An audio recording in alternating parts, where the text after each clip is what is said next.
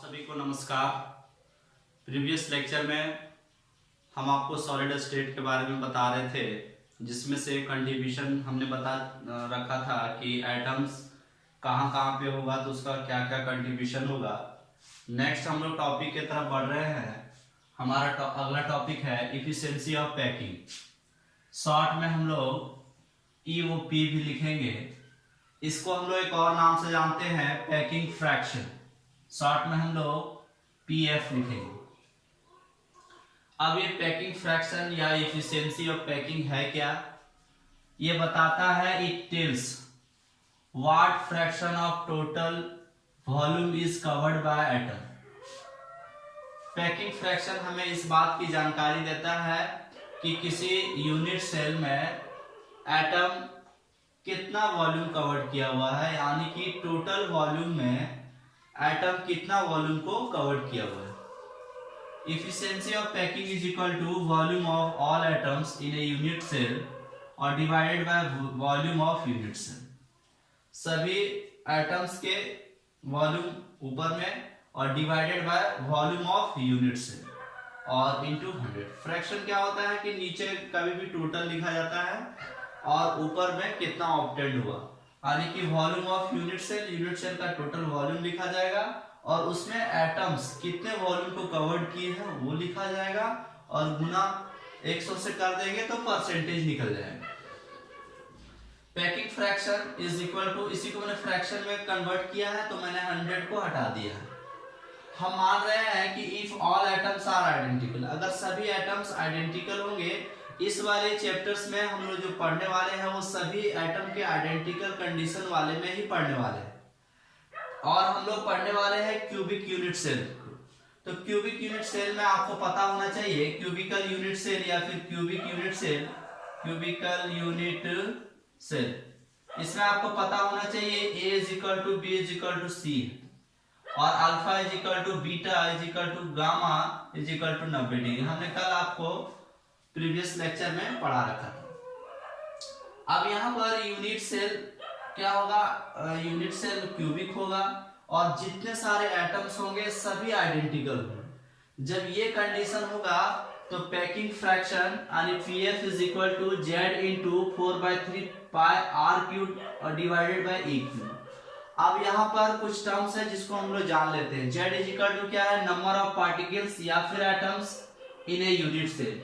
एक unit cell में कितने पार्टिकल्स या फिर कितने नंबर ऑफ एटम्स हैं, इस बात को Z बता रहा है। या फिर इसी को हम लोग बोलते हैं number of effective atom in a unit cell. एक यूनिट सेल में कितने नंबर ऑफ इफेक्टिव एटम्स हैं। R क्या है, radius of the atom, atom का रेडियस है। ये कभी कभी आपको L लिखा हुआ भी मिलेगा तो आपको कंफ्यूज नहीं होना है, A और L का नोटेशन का यूज करता है। तो A लिखा हुआ मिले या फिर L लिखा हुआ मिले, इसको हम लोग बोलेंगे edge length of the cube, यानी कि यहाँ पे ये ऐसा भी लिख सकता है और L क्यूब, यानी कि A क्यूब के जगह पे L क्यूब भी लिख सकता है। अब इस फॉर्मूले को जो हम लोग यूज करेंगे वो नेक्स्ट अभी यूज करने वाले हैं, उससे पहले एक चीज और हम लोग समझ लेते हैं। एक है कोऑर्डिनेशन नंबर, शॉर्ट में हम लोग CN बोले हुए।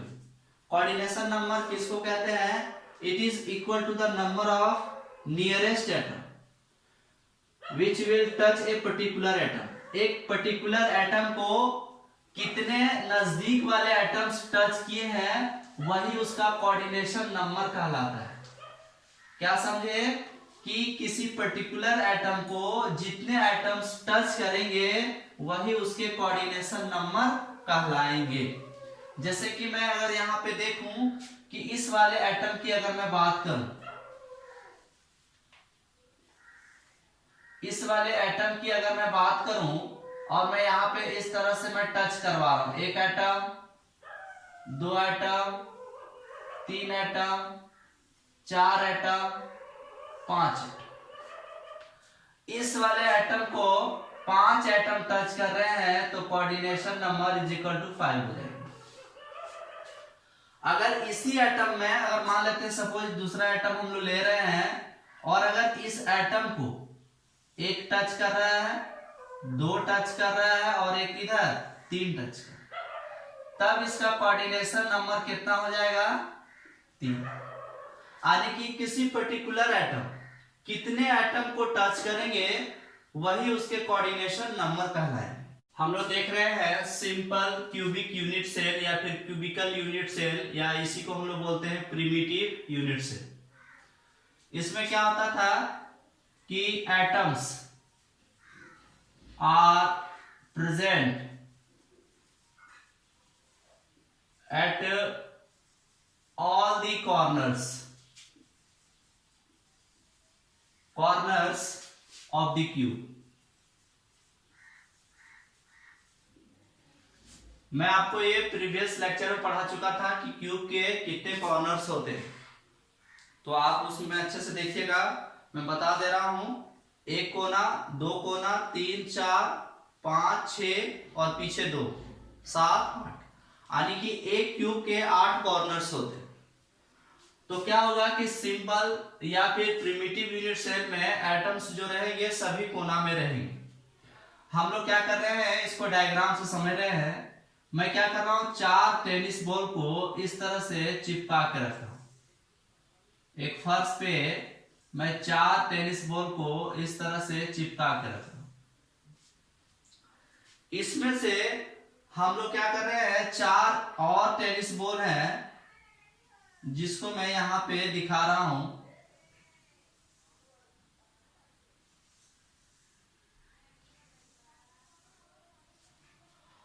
इस एक लेयर को और इस दो जो लेयर है मेरा, इस लेयर को मैं इसमें उठा करके रख रहा हूं।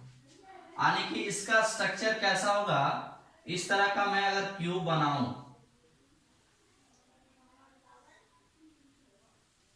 यहां पे अगर क्यूब आप देखें,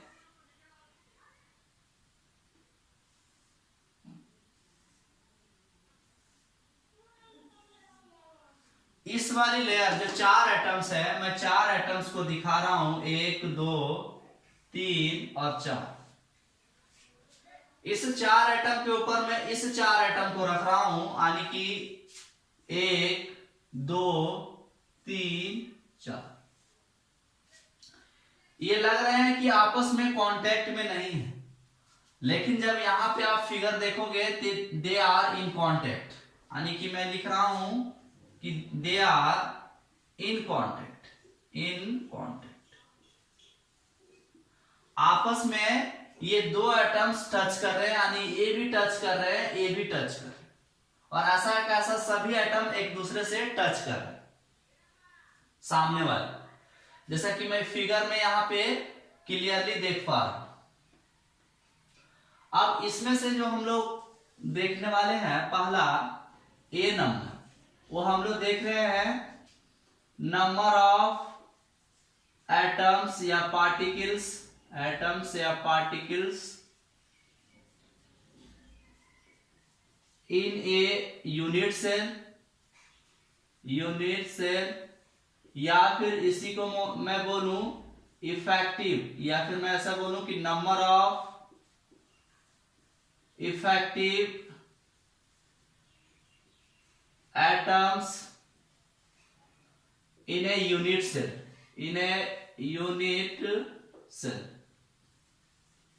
इसी को Z से लिखूंगा।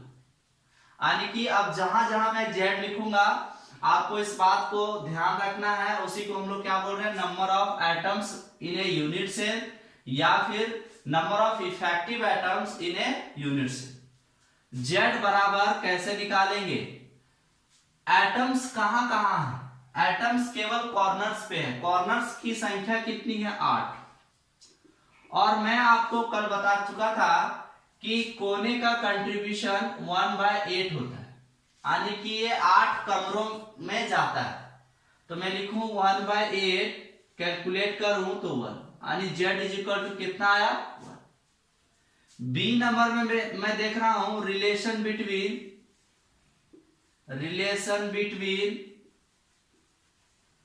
ए एंड आर के बीच में रिलेशन को देख रहा हूं। ए क्या है, edge length of the cube, इसको मैं पहले ही लिख चुका हूं। और आर क्या है, radius of the atoms, atom बोलूं, इस वाले फिगर को मैं, अगर हम लोग इस फिगर वाले में देखें तो लग रहा है कि दूर दूर में, लेकिन इस वाले फिगर को देखें तो दे आर इन कांटेक्ट, यानी कि मैं दो एटम को इस तरह से रखूं और ये दोनों आपस में टच कर रहे हैं। ये जो मेरा लेंथ है, इस लेंथ को हम लोग ही एज लेंथ बोल रहे हैं, यानी ए बोल रहे हैं। यहां पर है आर, यहां पर है आर, इस वाली लेंथ को हम लोग ए बोल रहे हैं। तो क्या हो जाएगा, ए इज इक्वल टू 2r, ये मेरा रिलेशन आया। अब हम लोग क्या कर रहे हैं, कोऑर्डिनेशन नंबर को देख रहे हैं।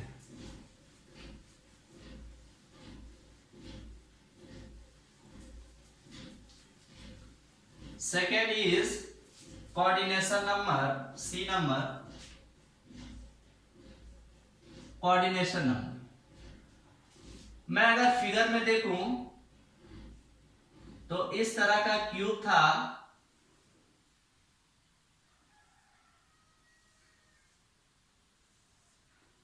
इस तरह का क्यूब में मैं किसी अगर एक पर्टिकुलर एटम की अगर मैं बात करूं, जैसे यहां बात करूं, ये एटम को इस वाले एटम टच कर रहे हैं, यानी कि ये एटम को ये वाले एटम यहां पर टच कर रहे हैं, ऐसा का ऐसा इतना ही दूरी पर इधर टच करें।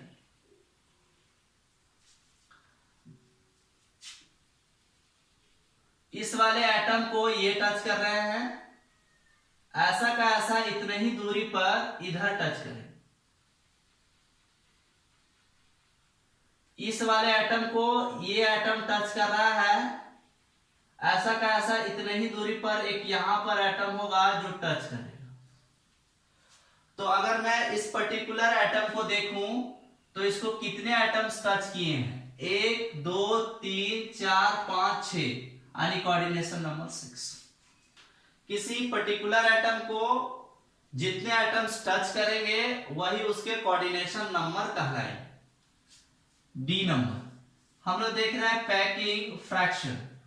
Packing fraction is equal to Z into 4/3 pi r cube और divided by a cube, where हम लोग क्या जान रहे हैं, जेड बराबर, या फिर ऐसे में लिखूं here Z is equal to 1 और ए इज इक्वल टू 2r।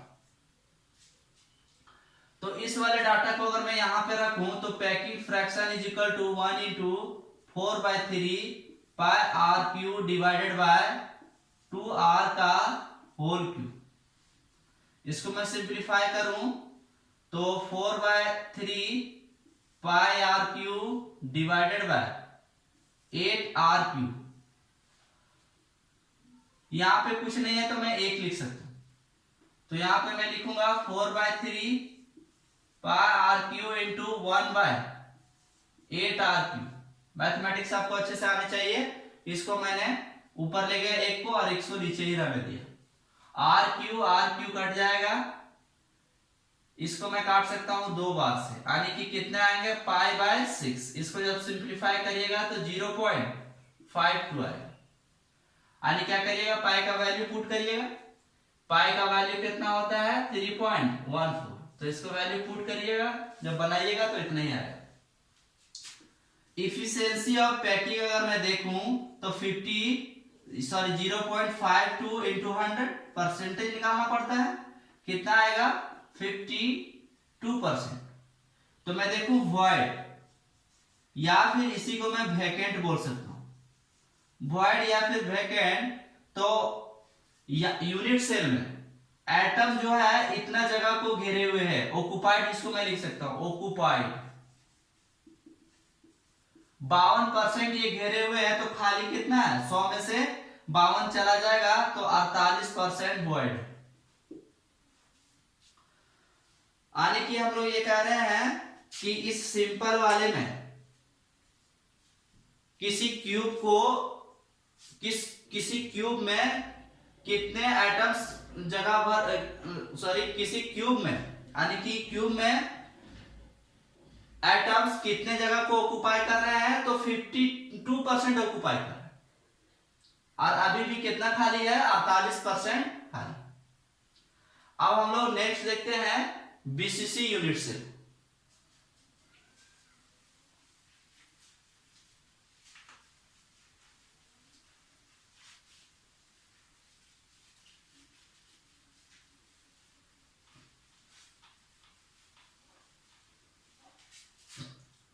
अगला हमारा है बॉडी सेंटर्ड क्यूबिक, जिसको हम लोग बोलते थे बीसीसी यूनिट से।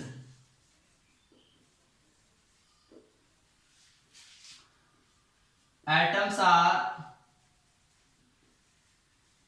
Present at all the corners plus at the body center, body center। Atom कहाँ पे होंगे बॉडी बीसीसी वाले में, तो कॉर्नर्स में होंगे और बॉडी के सेंटर में होंगे। मैंने प्रीवियस लेक्चर में आपको इसके बारे में बता चुका हूं, फिर भी जो जो चीजें आ रही है मैं उसको कोरिलेट करके चल रहा हूं। एटम्स कहाँ पे, कॉर्नर्स पे और बॉडी के सेंटर्स पे। यानी कि मैं देख रहा हूं यहां पर इस तरह के 4 टेनिस बॉल हैं जिसको मैं कांटेक्ट में नहीं रख रहा हूं। इस तरह के 4 टेनिस बॉल हैं, एक और टेनिस बॉल जिसको मैं इस तरह से रख रहा हूं। ये भी टेनिस बॉल ही है, मतलब साइज में सभी बराबर है, ऐसा ना सोचे कि ये बड़ा दिख रहा है, ठीक ना। ये भी टेनिस बॉल ही है। और यहां पर मैं 4 इस तरह से बॉल्स को रख रहा हूं और इस वाले को यहां पर उठा के रख देना। तो उठा के रख देने से ये कैसा स्ट्रक्चर शो करेंगे,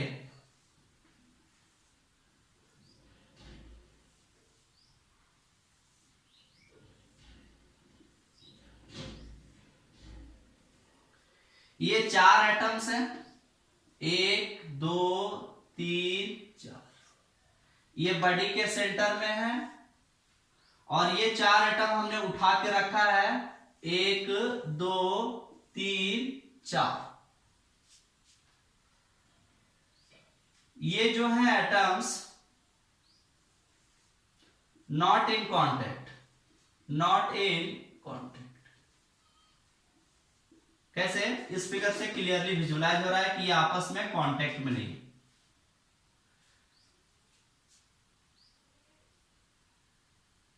अब हम लोग देख ले हैं कि this is body diagonal, body diagonal जिसको हम लोग शॉर्ट में बीडी बोल रहे हैं। और आपको अगर पता हो क्यूब का अगर हम लोग बॉडी डायगोनल निकालते हैं तो हम लोग लिखते हैं कि a cube a square plus b square plus c square. Here यहां पर a is equal to b is equal to c है, तो मैं लिख सकता हूं body diagonal is equal to a square plus a square plus a square, यानी कि मैं लिख सकता हूं रूट 3a स्क्वायर, यानी कि मैं लिख सकता हूं रूट 3a। बॉडी डायगोनल हमने निकाला। अब हम लोग देख रहे हैं फर्स्ट नंबर में जेड। जेड क्या है आपको पता होना चाहिए, मैं प्रीवियस यानी सिंपल क्यूबिक यूनिट सेल में लिख चुका था। Z is equal to number of effective atoms in a unit cell, या फिर नंबर ऑफ पार्टिकल्स या फिर atoms in a unit cell. ये बोल रहा है कि एटम्स कहां पे, बोलता है सभी कोना में है, तो कोना कितना है 8, और कोना का कंट्रीब्यूशन 1/8 प्लस कहां पर है, at the body centre. Body का सेंटर कितना है 1, और बॉडी में अगर कंट्रीब्यूशन हम लोग प्रीवियस क्लास वाला याद हो तो हम लोग देखेंगे कि उसका कंट्रीब्यूशन 1 होता है। तो हम लोग देखेंगे कि 1 + 1 यानी कि 2। अब हम लोग नेक्स्ट देख रहे हैं बी नंबर में रिलेशन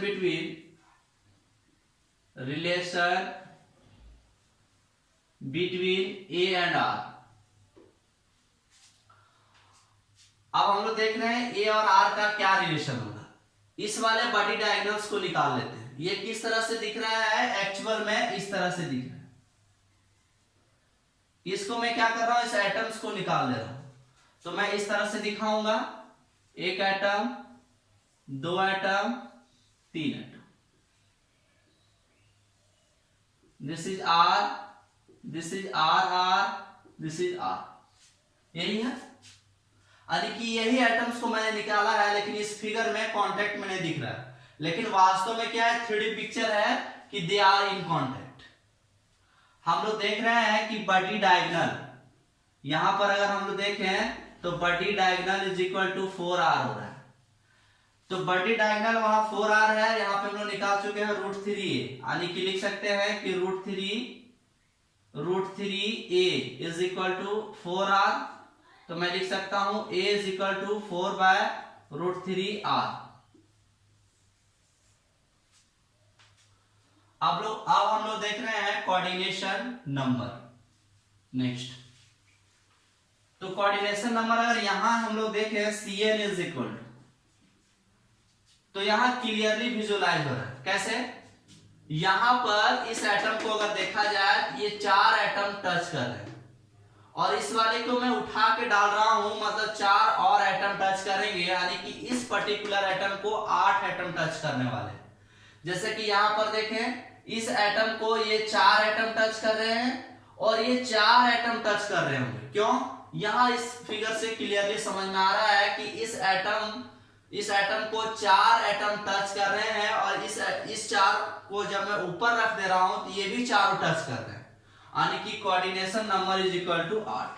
जितने टच करेंगे वही उसके क्या होंगे, कोऑर्डिनेशन नंबर होंगे।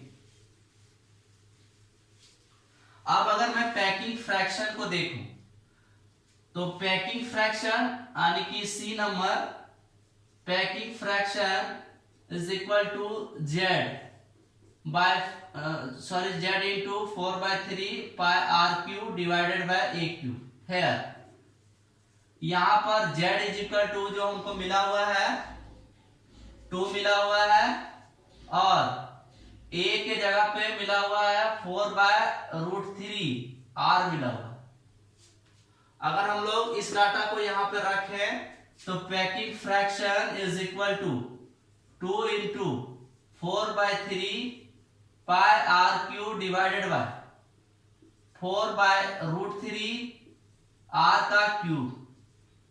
इसको अगर सिंप्लीफाई करोगे, ऊपर में 8 pi r³ divided by 3 divided by, इसको अगर गुना करो तो 64 r³ डिवाइडेड बाय 3√3। इसको हम लोग क्या करते हैं, सिंप्लीफाई करते हैं और ज्यादा, 8 pi r³ divided by 3 into 3√3 divided by 64 r³। तो r³ चला जाएगा, ये 3 चला जाएगा, इसको हम लोग 8 बार में काट सकते हैं। कितना होगा, √3 पाई डिवाइडेड बाय 8। इसको जब सिंप्लीफाई करोगे तो 0.68 आएगा। हम लोग क्या करें, देखें इफिशियंसी ऑफ पैकिंग, तो 0.68 का 100% यानी कि 68, तो 68%। तो वॉइड कितनी हो जाएगी, क्यूब में एटम्स जो जगह ऑक्युपाई कर रहा है 68% ये ऑक्युपाइड कर रहा है, तो खाली कितना हो जाएगा, वेकेंट, या फिर हम लोग वॉइड लिखे कितना खाली हो जाएगा, 100 में से इतना जगह घेर रहा है, तो बच कितना रहा है, 32%। तो ये हमने देखा बीसीसी में। अब हम लोग क्या करते हैं, नेक्स्ट हम लोग देखते हैं एफसीसी। तो हम लोग देख रहे हैं कि सिंपल वाले में हम लोग देख रहे हैं तो इफिशियंसी ऑफ पैकिंग कम था, यानी वॉल्यूम को कम ऑक्यूपाई किया था। जब हमने बीसीसी में देखा तो उसका इफिशियंसी ऑफ पैकिंग ज्यादा है। क्यों? चूंकि एटम्स को मैं बॉडी सेंटर में भी रखने लगा।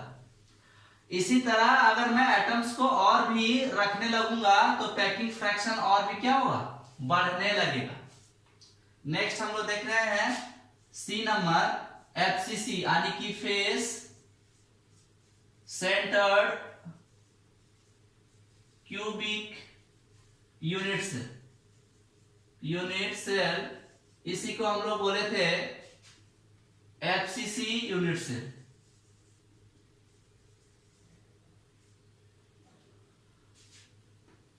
एक हम लोग क्यूब बना रहे हैं,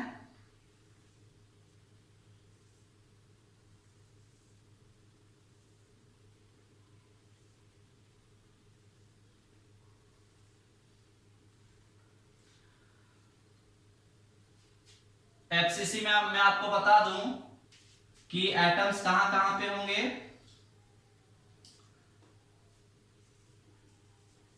atoms are present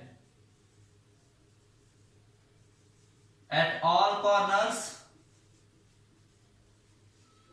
plus at all face center। तो सभी कोना में एटम्स को मैं दिखा रहा हूं,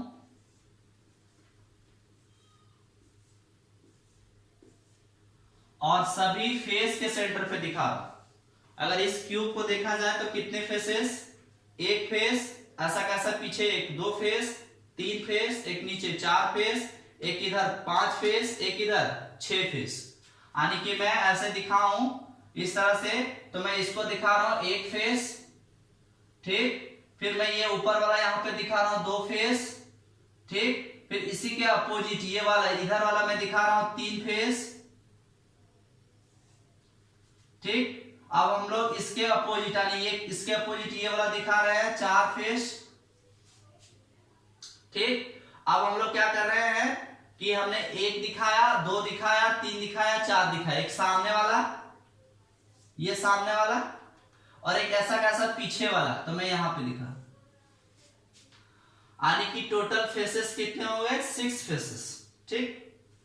this is called as body diagonal, यानी कि इस वाले फेस में यहां पर जो ये जो हम लोग मिला रहे हैं, इस फेस के डायगोनल्स, इसको दो फेस के दो कॉर्नर को जो मिला रहे हैं, इसी को हम लोग क्या बोल रहे हैं? This is face diagonal, face diagonal. इसी को हम लोग क्या बोल रहे हैं? फेस का डायगोनल बोल रहे हैं। अब हम लोग देख रहे हैं कि एक्चुअल में ये जो फेस है वो किस तरह का फिगर रखे हुए है, वो हम लोग देखना चाह रहे हैं। पहले तो हम लोग क्या करें कि जेड को निकालें। तो हम लोग जेड अगर देखें तो सभी कोना में है, कोना का कंट्रीब्यूशन 1/8 प्लस कॉर्नर फेसेस पे है। तो टोटल फेसेस कितने हैं? 6 फेसेस। तो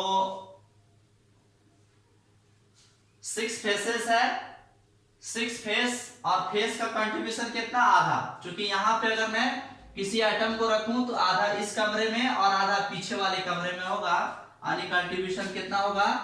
1/2। तो मैं देखूं 1 + 3 यानी 4। बी नंबर मैं देख रहा हूं रिलेशन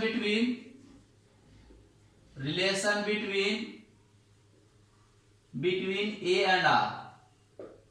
इस वाले फेस का मैं यहां पे क्लियरली पिक्चर बना रहा हूं कि इस तरह का एक मैं फेस को निकाल रहा हूं, और यहां पर this is called as body centre, और यहां से सभी कोने में जो एटम्स टच कर रहे हैं उसको मैं दिखा रहा हूं।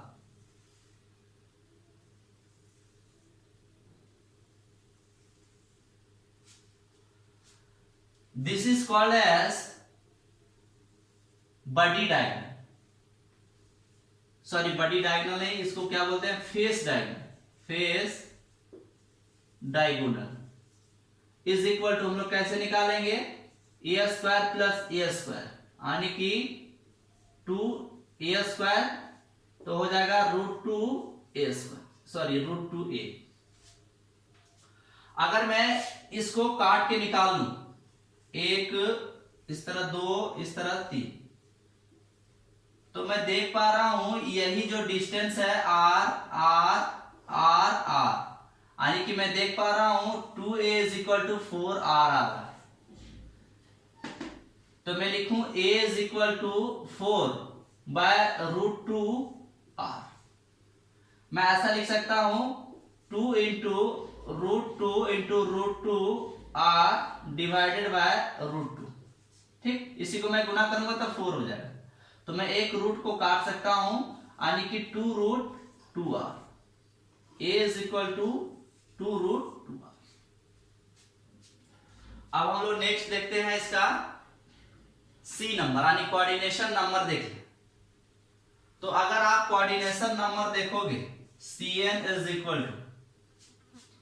अगर मैं देखूं, अगर मैं इस एटम को बात करूं, इस एटम, तो ये 4 एटम टच कर रहे हैं, ये इस फिगर से पता चला। इसी तरह से इस अगर 4 एटम को देखा जाए जो कि फेस के डायगोनल में है, ये जो मेरा 4 एटम्स बन रहे हैं इस वाली लेयर, ये भी 4 एटम इसको टच कर, ये 4 एटम इस वाले एटम को टच कर रहे हैं और इस वाले 4 एटम भी इस एटम को टच कर रहे हैं, यानी कि 4 और 4 कितने, 8। और मैंने आपको बता रखा है कि यूनिट सेल क्या होता है, रिपीटेड होता है थ्रू आउट। तो होगा कि 4 एटम ऊपर से भी टच करें, यानी कि 4 4 8 और ऊपर से 4 12। तो कोऑर्डिनेशन नंबर कितने हो जाएंगे, 12 इसके कोऑर्डिनेशन नंबर हो जाएंगे। नेक्स्ट हम लोग इसका देखते हैं पैकिंग फ्रैक्शन।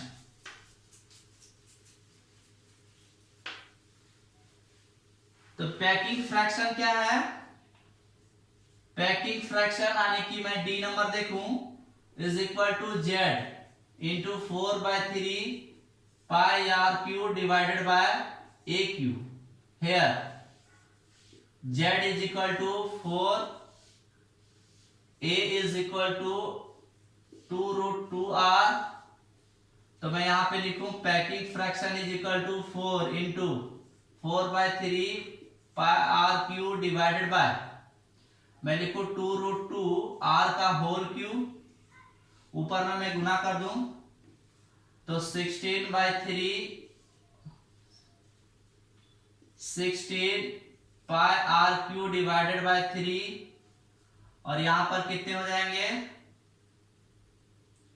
यहां पर हो जाएंगे 16√2r³।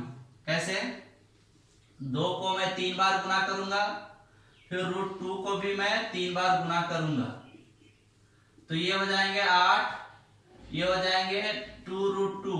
तो इसको मैं फिर से गुना कर दूं तो 16√2, कुछ नहीं है तो 1 में लिख सकता हूं, तो 16 πr³ डिवाइडेड बाय 3 × 1/16 √2r³। तो r³ कट जाएगा, 16 कट जाएगा, नीचे कितना हो जाएंगे, पाई डिवाइडेड बाय 3√2। इसको जब सिंप्लीफाई करोगे तो वैल्यू आएगी 0.74। सिंप्लीफाई करके देख लोगे,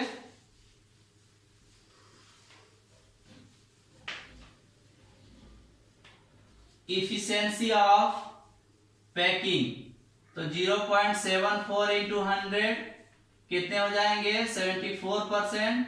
ये ऑक्युपाइड कर रहे हैं, ऑक्युपाइड। और हम लोग अगर वॉइड को देख रहे हैं कितना खाली है, तो 26% खाली, दिस इज वैकेंट। तो हम लोग देख रहे हैं कि जैसे जैसे एटम को हम लोग डालते चले जा रहे हैं, क्यूबिक में जितना ज्यादा एटम्स डाल रहे हैं उतना जगह वो घेरता चला जा रहा है। लेकिन क्या कभी ऐसा हो सकता है कि वो 100% जगह को ऑक्युपाई कर ले? नहीं, कभी 100% नहीं हो सकता। इसलिए चूंकि एटम्स आर स्फेरिकल, कितने भी अच्छे से हम लोग भर लें पर भी कुछ ना कुछ वेकेंट तो मिलेगी ही मिलेगी। तो इसीलिए हम लोग ये नहीं कह सकते हैं कि इफिशियंसी ऑफ पैकिंग 100% है, कुछ ना कुछ जगह आपको खाली मिलेगा ही मिलेगा।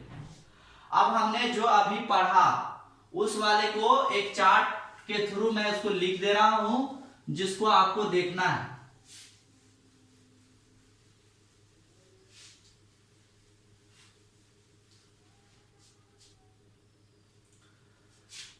जिसको मैं लिख रहा हूं, सबका मास्टर है, मतलब मास्टर चार्ट। मास्टर चार्ट क्या है, पहले यहां लिख रहे हैं यूनिट सेल, फिर मैं यहां पे जेड लिख रहा हूं, फिर मैं यहां पे सीएन लिख रहा हूं, फिर यहां मैं लिख रहा हूं relation between A and R, फिर मैं यहां पे लिख रहा हूं इफिशियंसी ऑफ पैकिंग, फिर मैं यहां पे लिख रहा हूं वॉइड।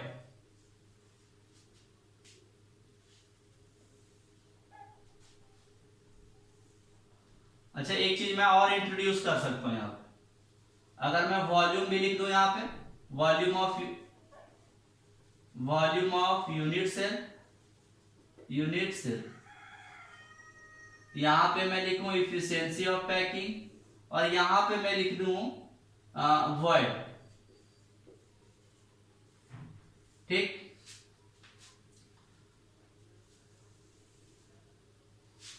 मैं यहां पे लिख रहा हूं simple unit cell, simple cubic unit cell. Z कितना 1, कोऑर्डिनेशन नंबर 6, रिलेशन कितना ए इज इक्वल टू 2r, तो मैं अगर वॉल्यूम को देखूं तो कितना होता है ए क्यू, तो मैं बोलूंगा इज इक्वल टू, अगर ए क्यू करूं वॉल्यूम को तो कितना हो जाएगा 16r क्यू। कितने एफिशिएंसी ऑफ पैकिंग थे 52%, वॉइड कितने 48%। मैं यहां पर बीसीसी को देखूं तो यहां पे बीसीसी में Z2 कोऑर्डिनेशन नंबर 8, और यहां पर आया था A is equal to 4/√3r। तो मैं यहां पे अगर वॉल्यूम देखूं ए क्यू इज इक्वल टू, तो ऊपर में अगर गुना करूं तो कितने हो जाएंगे 64 डिवाइडेड बाय, मैं लिखूं 3√3r क्यूब। कितना एफिशिएंसी ऑफ पैकिंग था 68%, वॉइड कितना था 32%। अगर मैं एफसीसी को देखूं, मैं समराइज कर रहा हूं जो मैंने प्रीवियस में आपको इससे मतलब आपको जस्ट मैं आपको बताया उसी को मैं समराइज कर रहा हूं। हाँ, मन बुद्धि का काम ना करें, अभी अब मैंने आपको इस चीज को बता रखा है, भूलने की आदत थोड़ा सा कम रखें तो ज्यादा बेटर हो। एफसीसी में जेड में हम लोग एफसीसी में देख रहे थे जेड कितना निकाल चुके थे, जब हम लोग एफसीसी पढ़ा रहे थे तो 4 निकाल चुके थे, कोऑर्डिनेशन नंबर 12 हम लोग रिलेशन निकाल चुके थे A is equal to 2√2r। इसको अगर हम लोग वॉल्यूम में देखें तो ए क्यू कैसा निकालोगे, मतलब 2 इंटू 2 इंटू 2 3 बार, और √2 इंटू √2 3 बार, तो इसको गुना करोगे तो 4 दूना 8, 2 दूना 4, 4 दूना 8, इसको गुना करोगे तो 2√2 आएगा, फिर इसको जब गुना कर दोगे दोनों को तो 16√2 आएगा, यानी कि यहाँ पर 16√2 होगा r क्यूब। यहाँ पे 74% आया था, यहाँ पर 26%। तो इस चार्ट पेपर को आपको ध्यान से याद रखनी है, यहां से कुछ क्वेश्चंस आपको इस फॉर्मूले से बेस्ड आपको कुछ क्वेश्चंस पूछे जाते हैं। तो ये रिलेशन आपको याद रखना है, जैक बोर्ड में या फिर जेई नीट वाले एग्जाम में इस तरह के क्वेश्चंस पूछे जाते हैं। आपको क्या करेगा, मान लेते हैं बीसीसी का ही क्वेश्चंस है, आपको आर देके ए पूछ सकता है या फिर ए देके आर पूछ सकता है। अगर आपको एग्जैक्ट रिलेशन पता ना हो तो आप क्या करोगे, अगर गलती रिलेशन यूज करोगे तो आंसर क्या होगा, गलत आएगा, और आप गलत हो ऑब्जेक्टिव टिक करके चले आओगे। इसीलिए आपको क्या करना है कि इस वाले रिलेशन को, ये तीनों जो रिलेशंस हैं ए और आर के बीच, इस वाले रिलेशन को अच्छे से ध्यान रखना है। ये जो 2 कॉलम है जेड यानी कि नंबर ऑफ इफेक्टिव एटम और कोऑर्डिनेशन नंबर, ये आपको एकेडमिक में बहुत ज्यादा ऑब्जेक्टिव में काम देगा। यहां से 1 नंबर फिक्स रहते हैं, 1 मार्क्स ये फिक्स रहते हैं। यानी कि आपने अगर इस डाटा को याद किया तो यहां से आपके 1 नंबर फिक्स हो गए, और अगर आपने इस डाटा को याद किया तो यहां से आपके 2 नंबर के न्यूमेरिकल्स पूछे जाते हैं। अगर न्यूमेरिकल्स पूछे जाएंगे तो आप आसानी से इसमें कैलकुलेट कर सकते हो, सीधा बैठा देना है और गुना भाग करना है, कुछ इसमें काम नहीं होता। तो आप इस रिलेशन को जहन में रखोगे, अच्छे से याद करोगे। हम लोग नेक्स्ट वीडियो में जब हम लोग मिलेंगे तो आपको पढ़ाएंगे डेंसिटी ऑफ क्रिस्टल, यानी क्रिस्टल के डेंसिटी के बारे में पढ़ाया जाएगा। तब तक के लिए आप सभी को धन्यवाद।